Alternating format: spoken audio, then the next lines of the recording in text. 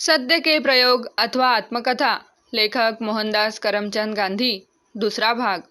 विषय को जाने कल की। खबर नहीं इस जुग में पल की, खबर नहीं इस जुग में पल की, समझ मन को जाने कल की।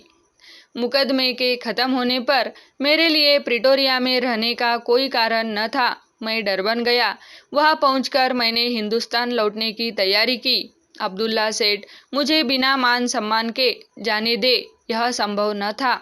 उन्होंने मेरे निमित्त से सिडनहैम में एक सामूहिक भोज का आयोजन किया। पूरा दिन वही बिताना था। मेरे पास कुछ अखबार पड़े थे, मैं उन्हें पढ़ रहा था। एक अखबार के एक कोने में मैंने एक छोटा सा संवाद देखा। उसका शीर्षक था इंडियन फ्रेंचाइज, यानी हिंदुस्तानी मताधिकार। इस संवाद का आशय यह था कि हिंदुस्तानियों को नेटाल की धारा सभा के लिए सदस्य चुनने का जो अधिकार है वह छीन लिया जाए। धारा सभा में इससे संबंध रखने वाले कानून पर बहस चल रही थी।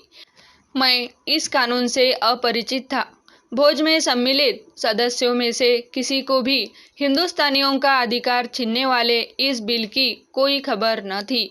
मैंने अब्दुल्ला सेठ से पूछा। उन्होंने कहा, इस बात के हम क्या जाने, व्यापार पर कोई संकट आवे तो हमें उसका चलता है।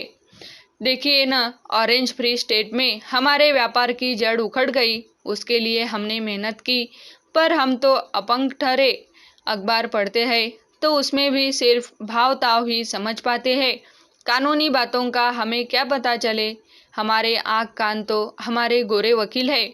मैंने पूछा, पर यहाँ पैदा हुए और अंग्रेजी जानने वाले इतने सारे नौजवान हिंदुस्तानी यहाँ है, वे क्या करते हैं? अब्दुल्ला सेठ ने माथे पर हाथ रखकर कहा, अरे भाई, उनसे हमें क्या मिल सकता है? वे बेचारे इसमें क्या समझे, वे तो हमारे पास भी नहीं फटकते। और सच पूछो तो हम भी उन्हें नहीं पहचानते। वे ईसाई है, इसलिए पादरियों के पंजे में हैं। और पादरी सब गोरे हैं जो सरकार के अधीन न हैं। मेरी आंखें खुल गई। इस समाज को अपनाना चाहिए। क्या ईसाई धर्म का यही अर्थ है? वे ईसाई है, इससे क्या हिंदुस्तानी नहीं रहे और परदेशी बन गए? किंतु मुझे तो वापस स्वदेश जाना था, इसलिए मैंने उपरयुक्त विचारों को प्रकट नहीं किया। मैंने अब्दुल्ला सेठ से कहा, लेकिन अगर यह कानून इसी तरह पास हो गया तो आप सबको मुश्किल में डाल देगा। यह तो हिंदुस्तानियों की आबादी को मिटाने का पहला कदम है। इसमें हमारे स्वाभिमान की हानि हो सकती है।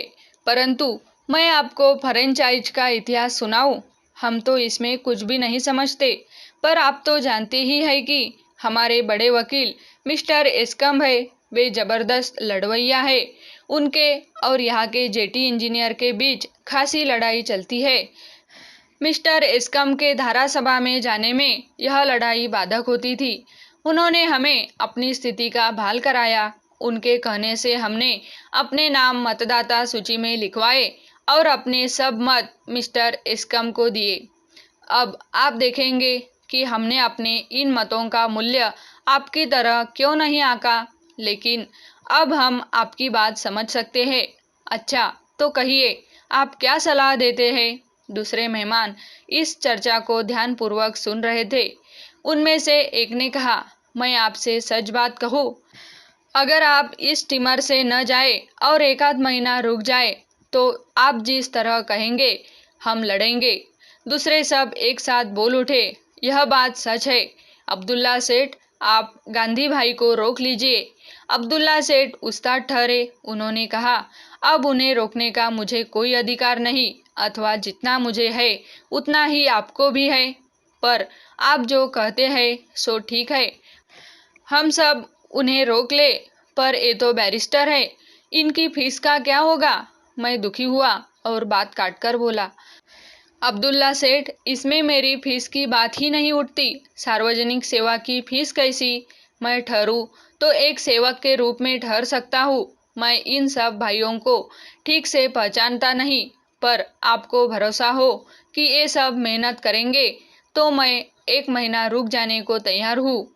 यह सच है कि आपको कुछ नहीं देना होगा, फिर भी ऐसे काम बिल्कुल बिना पैसे के तो हो ही नहीं सकते।